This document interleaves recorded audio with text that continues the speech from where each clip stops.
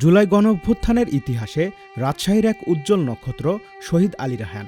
রাজশাহী কলেজের হিসাব বিজ্ঞান বিভাগের এই মেধাবী শিক্ষার্থী ২০২৪ সালের আন্দোলনে অংশ নিয়ে প্রাণ উৎসর্গ করেন।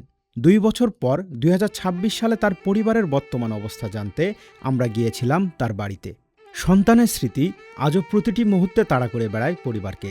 আলী রায়হানের বাবা জানান, আন্দোলনের সময় তিনি বারবার ফোন করে ছেলেকে বাসায় ফিরতে বলেছিলেন, কিন্তু আলী রায়হান আশ্বস্ত করে বলেছিলেন কোনো সমস্যা হবে না। তাকে আমরা বারবার বলতাম যে তুমি বাড়িতে আসো, আন্দোলন দেশটা পরিস্থিতি খুবই খারাপ। তো বলতাম না, কোনো সমস্যা নেই, আপনারা চিন্তা ভাবনা করেন না, কোনো অসুবিধা হচ্ছে না। সবসময় আন্দোলনে থাকতো। আমি একদিনও আন্দোলন চলাকালীন একটা দিনও বাড়িতে নিয়ে আসতে পারিনি। এর কিছুদিন পর জমিতে কাজ করার সময় তিনি খবর পান ছেলের পায়ে গুলি লেগেছে। পরে জানতে পারেন পায়ে নয়, মাথায় গুলি লেগেছে। 5 তারিখে যখন আমি সকালবেলা কামের যাই, কামের থেকে আসিনি বাড়ি, কামের থেকে শুনতে পানো যে বেটার পায়ে গুলি লাগছে। কিন্তু আমি কাম ফেলা থেকে দৌড়ে বাড়িতে আসলাম। বাড়িতে আসা পরে যে স্যারে ফোন দিছিল যে পায়েত গুলি লাগছে বলে, তাই পরে আবার অন্য মানুষের ফোন দিয়ে বললো যে না, পায়েত না, মাথার গুলি গেছে। আন্দোলন দমনে তৎকালীন সরকারের গুলিতে গুরুতর আহত হওয়ার পর চিকিৎসাধীন অবস্থায় তিনি শহীদের মর্যাদা লাভ করেন। 2 বছর পরেও সন্তানের শূন্যতা কাটিয়ে উঠতে পারেনি তার পরিবার। আন্দোলনের সময় আলী রায়হানের হাতে থাকা লাল সবুজের পতাকা, তার অর্জিত পুরস্কার, সম্মাননা ও স্মারকগুলো যত্নে সংরক্ষণ করে রেখেছেন বাবা। সুযোগ পেলেই তিনি ছেলের কবর জিয়ারত করতে যান এবং দোয়া করেন। আলী রায়হানের বড় স্বপ্ন ছিল বাবাকে হজে পাঠানো। জীবদ্দশায় তা সম্ভব না হলেও মৃত্যুর পর তার বন্ধুরা সেই দায়িত্ব পালন করেন।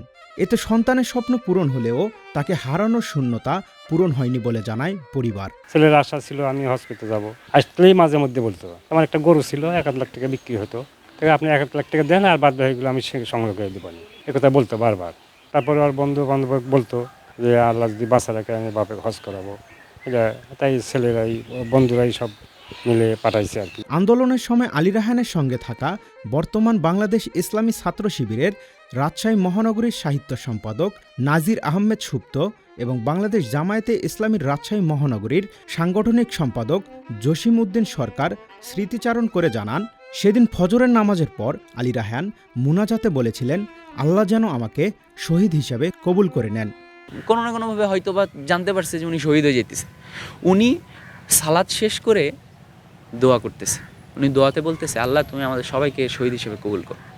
এই কথা বলার ঠিক পরের সেন্টেন্সে উনি বলতেছে, আল্লাহ তুমি আমাকে শহীদ হিসেবে কবুল করো। উনি যখন দোয়াগুলো শেষ, তখন আমি আর মারুফ মুর্তজা ভাই আসি ওখানে।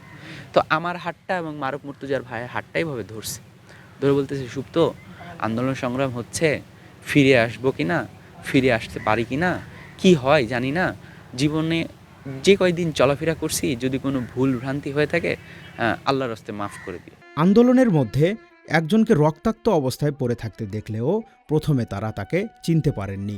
পরে হাসপাতালে নেওয়ার সময় নিশ্চিত হন যে তিনি আলী রায়হান। তা আমি একটু পিছে যাব, এরকম অবস্থায় দেখি যে একজন রক্তাক্ত মাখা অবস্থা। আমি চিনতে পারি নাই যে, আমি ফেস দেখছি পুরাটাই রক্তে রঞ্জিত হয়ে গেছে, লাল হয়ে গেছে। এই মোটরসাইকেল নিয়ে একজন দাঁড়ায় আছে, উনি আমাদের সাবেক সভাপতি জসিম উদ্দিন সরকার। আলী রায়হান ভাইকে যখন যখন তুলছে, তখন দেখছি যে তার রক্তাক্ত মাখা অবস্থা, তার ক্যাপ খোলা যখন অবস্থা, তখন দেখছি যে এটা শহীদ আলী রায়হান ভাই। গুলিবর্ষণের কারণে আমাদের স্নেহের, অত্যন্ত ভালোবাসার সাবেক ছাত্রনেতা শহীদ আলী রায়হান সেখানে গুলিবিদ্ধ হয় এবং আমি তাকে বলা যায় তাকে হাতে করে চেড়ে নিয়ে আমার মোটরসাইকেলে বসাই এবং মোটরসাইকেলে করে তাকে রাজশাহী মেডিকেল কলেজ হসপিটাল পর্যন্ত আমি পৌঁছে দিয়ে আবার ময়দানে ফিরে আসি। চিকিৎসকদের সর্বোচ্চ চেষ্টা সত্ত্বেও তিনি শহীদ হন। তাদের মতে আলী রায়হান সাহস, আত্মত্যাগ ও দেশপ্রেমের এক অনন্য প্রতীক। 2 বছর পরেও আলী রায়হান শুধু একটি নাম নন, তিনি একটি আন্দোলনের প্রতীক, একটি পরিবারের আজীবন বেদনা এবং জুলাই গণঅভ্যুত্থানের ইতিহাসে রাজশাহীর এক উজ্জ্বল নক্ষত্র।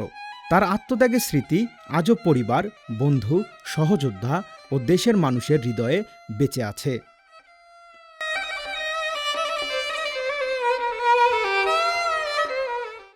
জাকারিয়া আল ফয়সাল, ডেইলি সিটিজেন ভয়েস।